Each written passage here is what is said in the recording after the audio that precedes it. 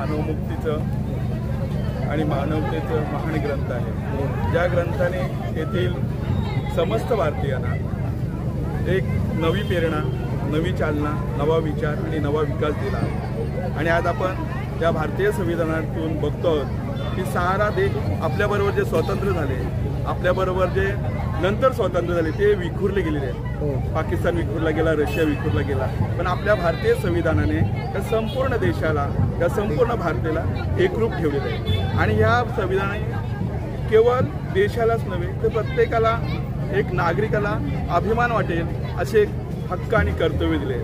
तुम्ही प्रिॲम्बलमध्ये बघितलं असेल की हा देश आपल्याला निर्माण करायचा होता सार्वभौम समाजवादी धर्मनिरपेक्ष गणराज्याने लोकशाही पद्धतीचा।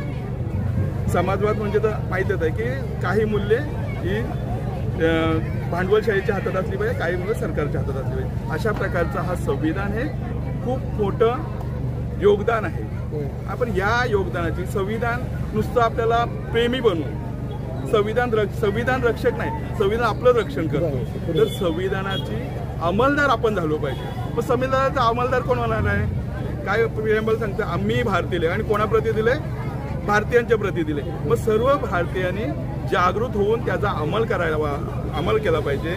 या उद्देशाने आमच्या पंचक्रोशीतील आमचे कमलाकर कांबळे, प्रल्हाद गायकवाड, सचिन, त्यानंतर विजय गायकवाड, सर्व मंडळी, सर्व आणि दादांचे मार्गदर्शन, रामदास पाटील दादांचे मार्गदर्शन, या सगळ्यांच्या वतीने आज आपण इथे हा जागृती, संविधान जागृत म्हणजे मला माझ्या हक्कांची आणि कर्तव्याची जाणीव असली पाहिजे। खरं तर एका वाक्यात संपवतो, आपल्याला आयडेंटिटी असल्याशिवाय कोणती गोष्ट जमत नाही। म्हणजे आपलं अस्तित्व आपल्याला स्वतःलाच जर माहीत नसेल तर आपल्याला कसं कळणार? म्हणून ही आयडेंटिटी प्राप्त व्हावी, लोकांमध्ये जागृती निर्माण, कुठल्या लोकांमध्ये? भारतीय लोकांमध्ये जागृती निर्माण व्हावी, आयडेंटिटी व्हावी। जर आपल्याला आयडेंटिटी प्राप्त झाली तरच आपण संविधानामध्ये काय आपल्याला अधिकार काय याची अंमल आपण करू शकतो। धन्यवाद। ॲडव्होकेट प्रदीप सोनावणे यांनी ही माहिती दिलेली आहे। संजय सोनावणे आहेत, तुम्हाला बोलायचं आहे? बोलता त्यांच्या पुढाकारांना देखील हा 75वा संविधान दिन साजरा होत आहे।